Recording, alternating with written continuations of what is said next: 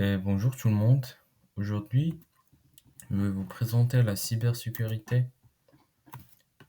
Tout d'abord, on va commencer par le sommaire. Je vais vous présenter une présentation genre, générale des attaques, après l'ingénierie sociale, après les clés USB et à la fin les mots de passe. Donc, en gros, il existe quatre grandes familles de cyberattaques.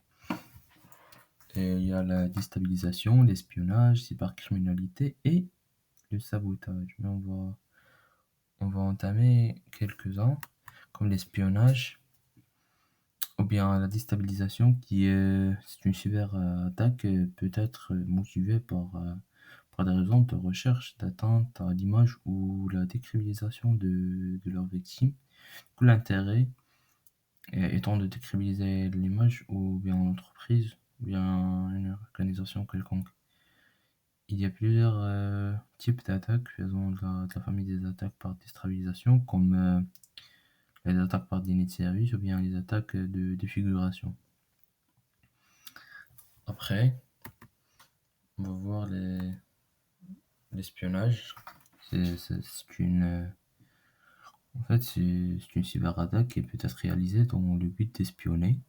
Cette attaque a pour objectif de récupérer le plus de données possible sans que l'entreprise prenne conscience. En gros, il existe plusieurs stratégies d'attaque d'espionnage, comme l'attaque par point d'eau, ou bien l'attaque par l'hameçonnage ciblé. Après, on a la cybercriminalité. Cybercriminalité qui consiste à obtenir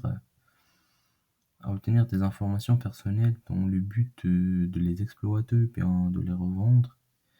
En gros, il existe différents types de cyberattaques qui peuvent porter préjudice aux internautes, comme le ransomware et le phishing. En gros, le ransomware, c'est une forme d'extorsion imposée par un code malveillant sur un utilisateur du système. Du coup, le cybercriminel envoie à la victime un logiciel malveillant qui chiffre l'ensemble de ses données, l'accès au fichier qui sera bloqué. Un message s'affiche alors pour réclamer le versement d'une rançon en échange de la clé de déchiffrement. Il y a aussi le phishing, c'est une attaque par hameçonnage, ou bien phishing est une technique qui consiste à usurper l'identité d'une entreprise, d'un organisme financier ou bien d'une administration dans le but de récupérer des informations personnelles pour en faire un usage criminel. Après, on va passer à l'ingénierie sociale. L'ingénierie sociale, c'est un ensemble de stratégies utilisées pour inciter à ouvrir une pièce jointe, ou bien cliquer sur un URL piraté, ou bien envoyer de l'argent, ou bien des informations importantes à un criminel.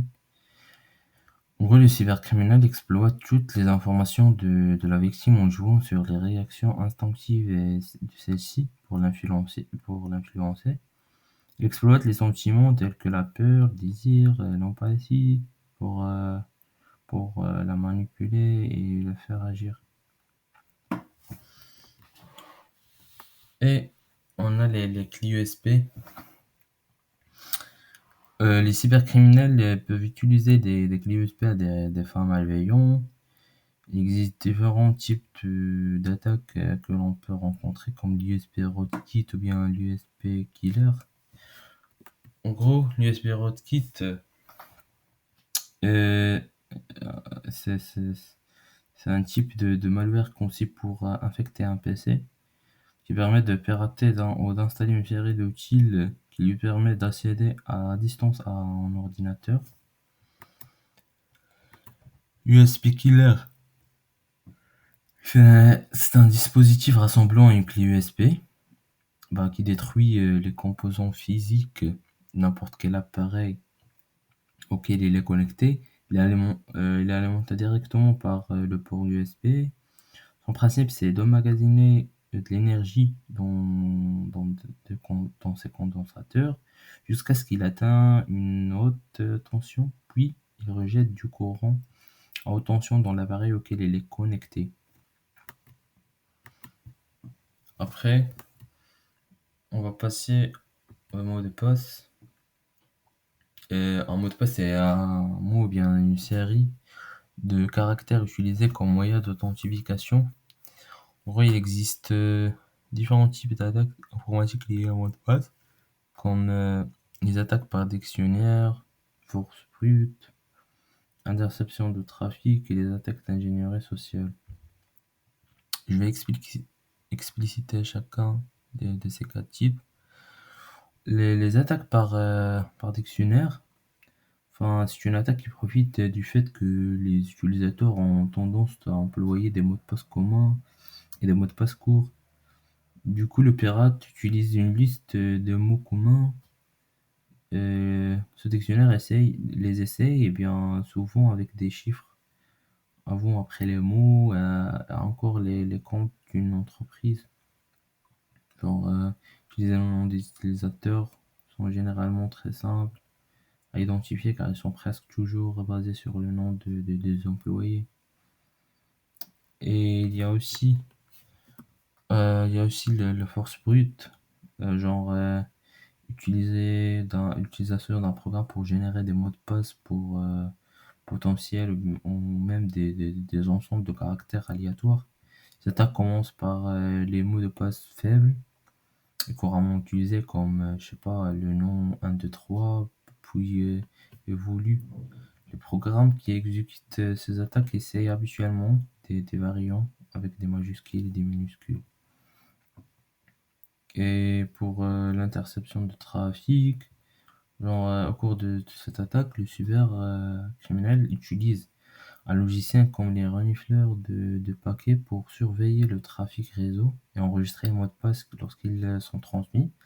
De la même manière que l'écoute clandestine ou bien l'interception d'une ligne téléphonique, le logiciel surveille et enregistre les informations qui circulent. Et bien évidemment, si ces informations comme les mots de passe n'est pas chiffrées, la tâche est plus simple. Cependant, même avec les informations chiffrées peuvent être déchiffrées selon le niveau de sécurité de la méthode de chiffrement utilisée. Et à la fin, je vais expliquer un peu les attaques d'ingénierie sociale. Ces attaques font référence à une vaste gamme de méthodes pour obtenir des informations de la part des utilisateurs. Et il existe plusieurs méthodes comme le hameçonnage, genre envoyer des emails ou bien des SMS pour amener des utilisateurs à fournir des identifiants et à cliquer sur un lien. Et, et voilà, ça sera tout pour cette présentation. Merci pour votre écoute et à la prochaine.